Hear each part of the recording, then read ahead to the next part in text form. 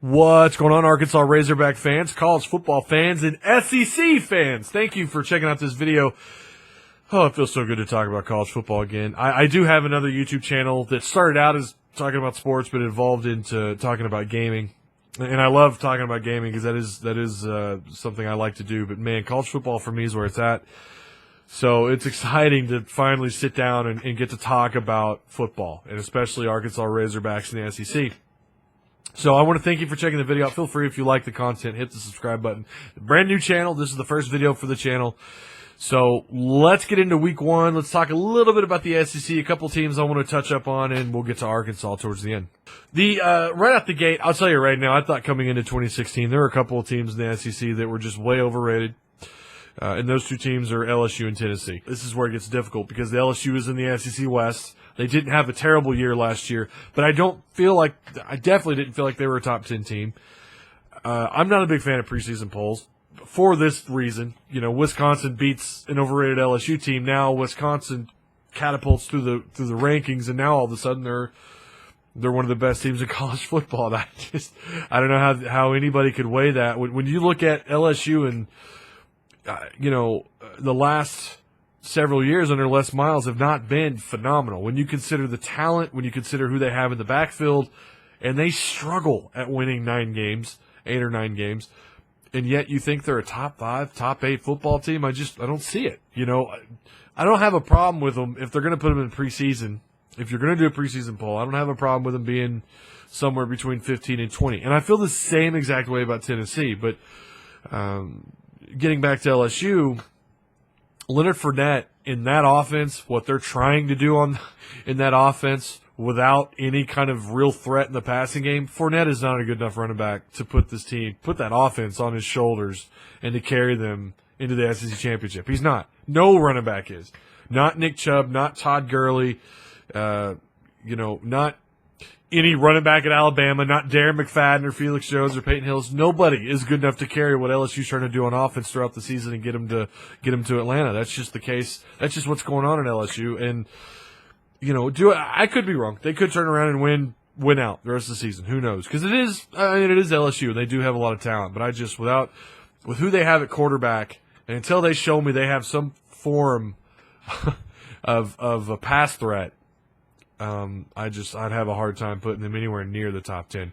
Tennessee's interesting because they do have a lot of talent. They've recruited really well. They just haven't beaten anybody worth a lump of coal in 2 years under this regime. Georgia, last year, congratulations. Georgia's head coach got fired at the end of the year. Great win, though. They beat Northwestern. They thumped Northwestern. I'll give them that. That's a good win. I'll give them how they ended the season. How they ended the 2015 year. Very impressive. Am I willing to put them in the top 10? No. One Big Ten team that had no business being in that bowl game to begin with is not enough for me to say, yeah, no, that's top 10 team, even with Dobbs and everything they have around. I mean, look at what happened. Look what happened to LSU. Okay, they lost to a Wisconsin team that, okay, I'm going to say is pretty salty. But Tennessee had no business even beating who they played. That game, they shouldn't have won. They shouldn't have won that game. And and that wasn't a team out of a Power 5 conference, by the way. So, beat somebody worth a flip, and Virginia Tech's not it. I'm sorry. Virginia Tech may go on and be pretty decent this year. I don't know. I'll be honest. I haven't done all my research in the world on Virginia Tech, but what little I have done, I don't think they're going to be that great this year. They could turn out a pretty decent team, but I want to see Tennessee beat somebody good within the conference. Moral victories don't get you to Atlanta. They don't get you to the SEC championship game. Wins do. That's why Tennessee didn't get there last year, and I think that's why I don't believe they're going to make it this year. I think it's going to be Georgia. So that's just where I'm at with it. Arkansas, here we go. Meat and potatoes of this video. I know a lot of you who are watching this are here for Arkansas, so let's get into it. Don't want to go too far into it. I still got a lot of work to do on this channel, but I don't want to go too far into everything. But looking back at the Arkansas-Louisiana Tech game, I don't think the narrative of that game was the defense being bad. I think it was the offense not being able to sustain drives, the 2 turnovers, getting away from running the football, which was seeing a level of success and then turning away from it and then trying to throw the ball and trying to get Austin Allen into rhythm, which he eventually did, but he threw 2 picks. You know, the offense just has to show me quite a bit more. And I think here's what's crazy. Looking back at the Louisiana Tech game again, I don't think that again, wasn't on the defense. To me, that was on the offense. Looking back at it, watching the game again, it's on the offense. Defense definitely has some things that I'm a little worried about. Covering the middle of the field and playing 10 yards off the wideouts, I'm still I don't know. They must really be afraid of getting burned deep, I guess. But again, for me, it's the offense. But here's the crazy thing, looking forward to TCU.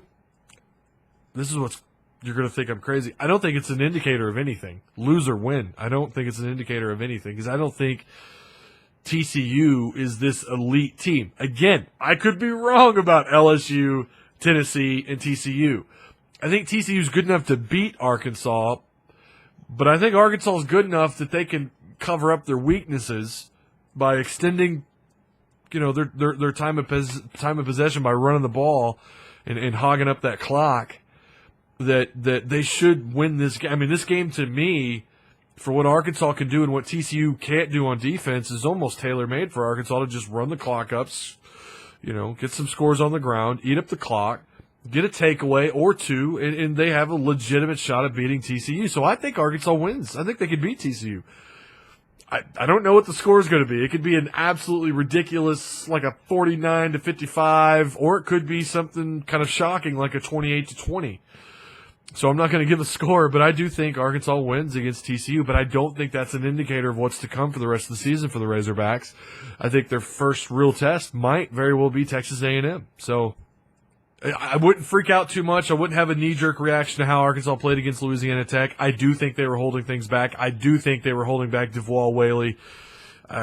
You know, look at how many times they threw to Reed. You know, what, 2-3 times? I mean, they really just kind of kept throwing the ball to Keon Hatcher and to a couple of other guys, but they weren't targeting the tight end a whole lot. They weren't throwing to Reed. We weren't seeing a whole lot of, you know, we didn't, obviously, like I said, like I mentioned, we saw a lot of Drew Morgan, a lot of Keon Hatcher, but we didn't see enough of DeVual Whaley and enough of Jeremy Sprinkle. All right, that's it. I'm done.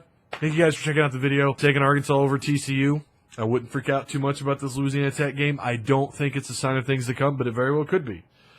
So, yeah, if Arkansas loses against TCU, I guess it's just kind of, I don't know. I guess we'll just have to see how everything unfolds against TCU. So, all right, that's it, guys. Thanks a lot. Peace out.